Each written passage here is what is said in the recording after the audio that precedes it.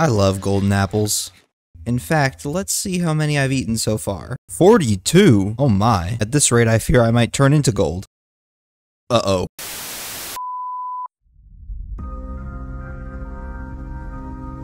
In ultra hardcore, death is inevitable. So when my time does come, I'll pass on this world save to someone new, so that they may pick up where I left off. And when they too meet their end, many more will follow in our footsteps. This is UHC Generations. Well, apparent orification of my body aside, there's something I want to show y'all. Welcome to the Quest Hub. This is the interior of the building that we worked on last time.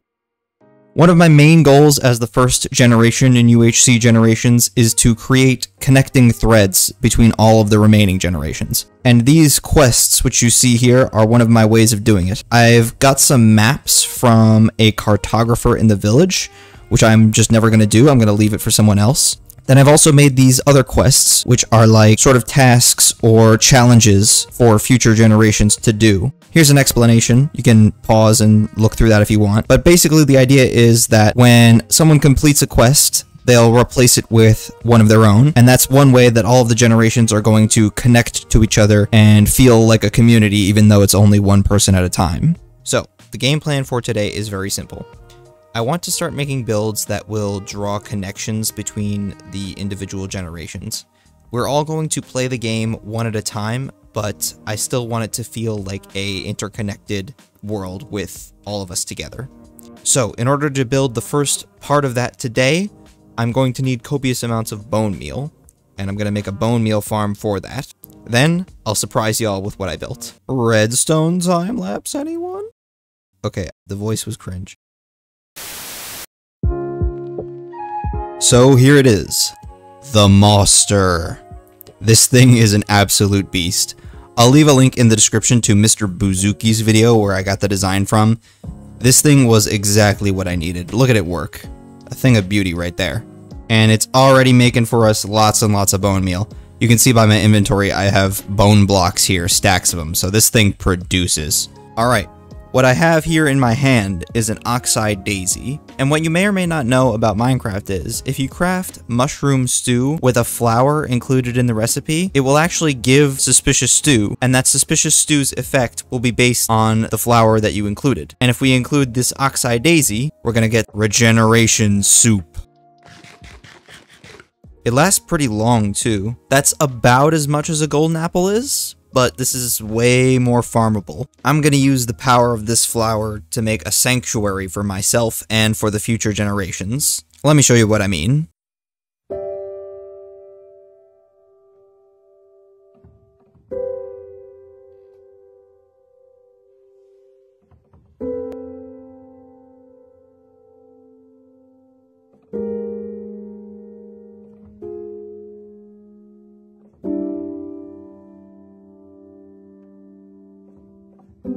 Of course, the surprise is that I already built it. Welcome to the Fields of Regeneration. I kind of went overboard on this one. Look at this. I terraformed this entire plains biome. I'm not sure if you can call it terraforming, but I covered this entire plains biome in Oxide Daisies, which I showed you at the beginning of the episode.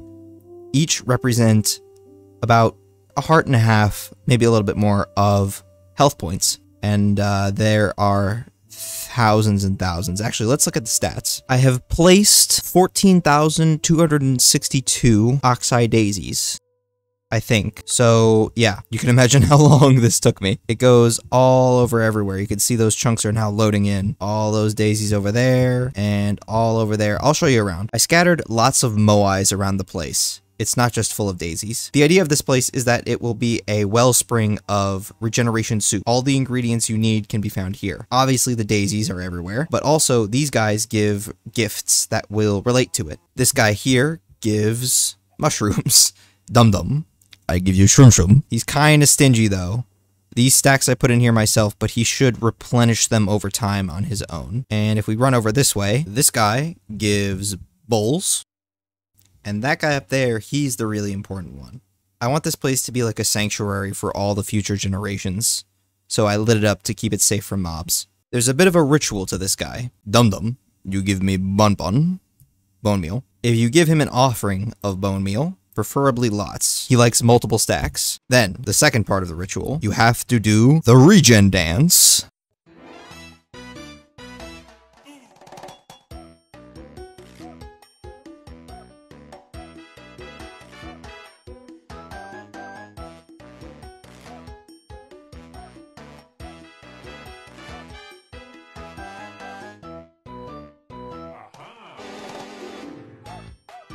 Woo! You can see he drops some Oxide Daisies in return. Once you pick them all up, you can use them to make yourself some soup, and you'll never go without hearts again.